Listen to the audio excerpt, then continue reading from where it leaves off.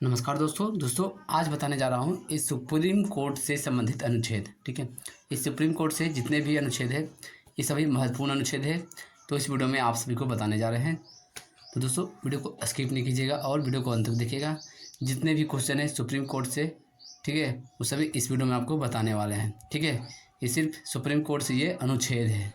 ठीक है, ये कोई भी कंपटीशन एग्जाम के लिए बहुत ही महत्वपूर्ण है, क्योंकि हो सकता है एक न क्वेश्चन आने की संभावना हो सकती है। ठीक है, चलिए वीडियो को शुरू करते हैं। अभी तक आपने अभिकृत स्टडी पॉइंट को आप सब्सक्राइब नहीं किया तो अभिकृत स्टडी पॉइंट को आप सब्सक्राइब कर लीजिए। ठीक है, देखिए पहला नंबर यानी ये अनुच्छेद है। ठीक है, अनुच्छेद 124। अनुच्छेद 124 में यह है कि सर्वोच्च न्यायालय की स्थापना और संविदा। ठीक है, ये अनुच्छेद 124 में यह है। ठीक है, अगला अनुच्छेद हो गया ये 125। अनुच्छेद 125 में है इस सुप्रीम कोर्ट के ये जजों का वेतन आदि इसमें लिखा हुआ है। ठीक है, अनुच्छेद 125 में कि सुप्रीम कोर्ट के जज का वेतन और पिच। ठीक है, चलिए उसके बाद में आ जाते हैं। उसके बाद यह है अनुच्छेद यह हो गया 126। ठीक है, अनुच्छेद जो 126 है इसमें है कहा गया है सुप्रीम कोर्ट के कार्यवाहक मुख्य न्यायाधीश की नियुक्ति। ठीक है, अनुच्छेद 126 में है सुप्रीम कोर्ट के मुख्य न्यायाधीश के नियुक्ति। ठीक है, चलिए अगला है अनुच्छेद 127। ठीक है, अनुच्छेद 127 में है तदर्थ न्यायाधीशों की नियुक्ति। ठीक है, तदर्थ न्यायाधीशों की नियुक्ति है अनुच्छेद 127 में। ठीक है, तदर्थ न्यायाधीश मतलब सुप्रीम कोर्ट के तदर्थ न्यायाधीश की नियुक्ति अनुच्छेद 127 में है। ठीक है, चलिए आते अगला में। अगला यह हो गया अनुच्छेद 128। ठीक है, अनुच्छेद हो गया 128। अनुच्छेद 128 में है ये सुप्रीम कोर्ट के, ठीक है, ये सर्वोच्च न्यायालय की ये बैठकों में सेवानिवृत्त न्यायाधीशों की उपस्थिति।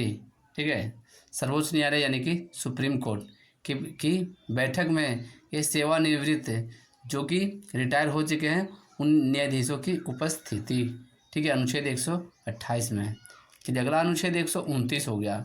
129 अनुच्छेद में है ये सर्वोच्च न्यायालय की रिकॉर्ड की अदालत। ठीक है, सर्वोच्च न्यायालय यानी कि सुप्रीम कोर्ट के रिकॉर्ड की अदालत हो, यह है अनुच्छेद 129 में। अगला हो गया अनुच्छेद 130। ठीक है, अनुच्छेद है ये 130। अनुच्छेद 130 में है ये सुप्रीम कोर्ट की सीट। ठीक है, सुप्रीम कोर्ट की सीट है जो ये अनुच्छेद 130 के अंतर्गत में आता है। अगला हो गया अनुच्छेद 131। अनुच्छेद 131 में है सर्वोच्च न्यायालय की मुख्य क्षेत्राधिकार। ठीक है, सर्वोच्च न्यायालय के ये मूल क्षेत्राधिकार है जो ये अनुच्छेद 131 के अंतर्गत में यह आता है। ठीक है, चलिए अगला ये आ जाता है अनुच्छेद 131 का ए। ठीक है, अनुच्छेद 131 का ए में है, ठीक है, केंद्रीय कानूनों के संवैधानिक वैधता, ठीक है, बोलते हैं निरस्त के रूप में सवालों के संबंध में सर्वोच्च न्यायालय का विशेष अधिकार क्षेत्र है। यह अनुच्छेद 131 के ए में। चलिए अगला है यह अनुच्छेद 132।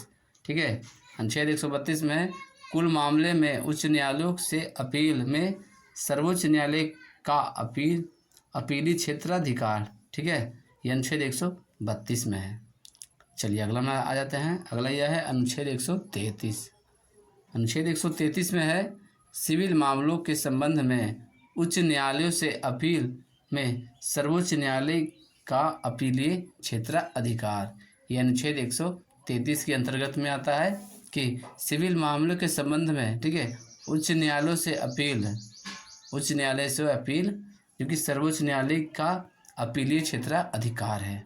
ठीक है, यह अनुच्छेद 133 के अंतर्गत में है। अनुच्छेद हो गया 134।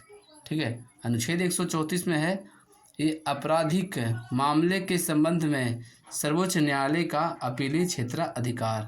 ठीक है, ये आपराधिक मामलों के संबंध में सर्वोच्च न्यायालय का अपीलीय क्षेत्राधिकार अनुच्छेद 134 के अंतर्गत में यह है। ठीक है, चलिए अगला हो गया ये अनुच्छेद 134 ए। अनुच्छेद 134 ए में है सुप्रीम कोर्ट में अपील के लिए प्रमाण पत्र। ठीक है, सुप्रीम कोर्ट में अपील के लिए प्रमाण पत्र ही अनुच्छेद 134 के ए में है।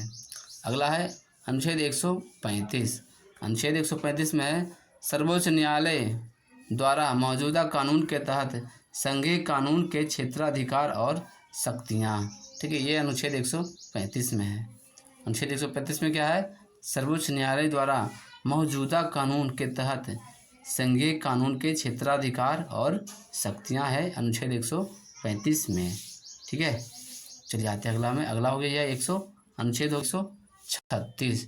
ठीक है, अनुच्छेद 136 में है सर्वोच्च न्यायालय द्वारा अपील करने के लिए विशेष अवकाश।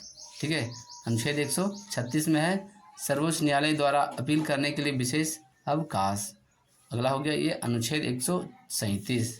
ठीक है, अनुच्छेद 137 में है सर्वोच्च न्यायालय द्वारा निर्णय या आदेशों की समीक्षा। ठीक है, अनुच्छेद 137 में है सर्वोच्च न्यायालय द्वारा निर्णयों या आदेशों की समीक्षा। ये अनुच्छेद 137 में है। ठीक है, उसके बाद है अनुच्छेद हो गया ये 138। अनुच्छेद 138 में है सर्वोच्च न्यायालय के अधिकार क्षेत्र में वृद्धि। ठीक है, ये सर्वोच्च न्यायालय के अधिकार क्षेत्र में वृद्धि हो गया, ये अनुच्छेद 138। अगला अनुच्छेद हो गया 139। 139 में है कुछ रिट्स जारी करने के लिए सुप्रीम कोर्ट ऑफ पावर पर कन्वेंशन। ठीक है, ये अनुच्छेद 139 में है।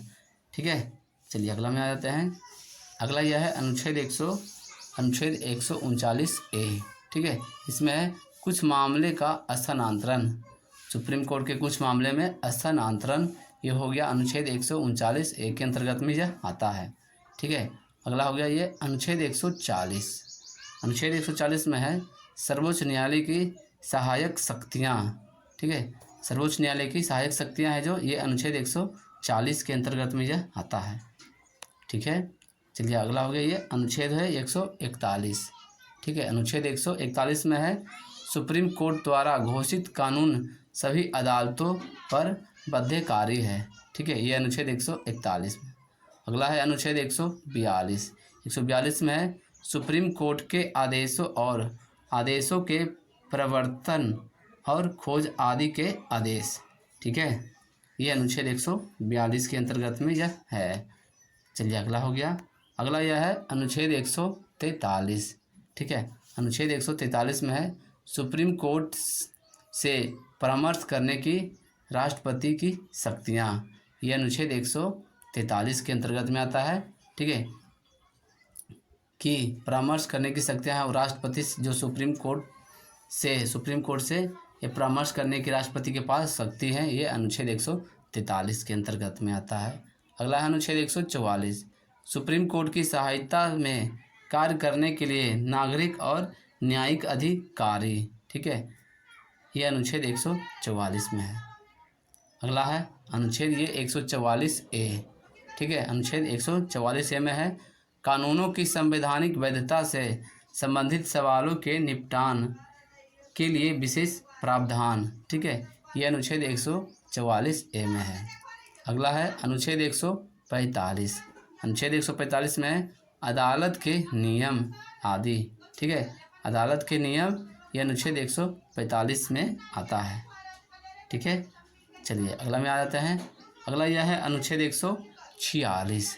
ठीक है, अनुच्छेद 146 में हो जाता है अधिकारी और नौकर और सर्वोच्च न्यायालय का खर्च। यह अनुच्छेद 146 के अंतर्गत में है क्या? अधिकारी और नौकर। ठीक है, और सर्वोच्च न्यायालय का खर्च जो होता है ये अनुच्छेद 146 के अंतर्गत में आता है। अनुच्छेद 147। अनुच्छेद 147 में है ये व्याख्या है, इस सुप्रीम कोर्ट की व्याख्या है जो ये अनुच्छेद 147 में। ठीक है दोस्तों, आज हमने आप सभी को आज जो बताया है, ठीक है, ये सुप्रीम कोर्ट से संबंधित जो अनुच्छेद महत्वपूर्ण थे इस वीडियो में आपको बताया। अगर आपको वीडियो अच्छा लगा होगा तो वीडियो को एक लाइक कर दीजिए। ठीक है, वीडियो को एक लाइक कर दीजिए और सब्सक्राइब नहीं किए हैं तो अभी तक तो आप सब्सक्राइब कर दीजिए चैनल को। इस वीडियो को अपने दोस्तों के साथ शेयर कर दीजिए। ठीक है, मिलते हैं फिर अगली वीडियो में।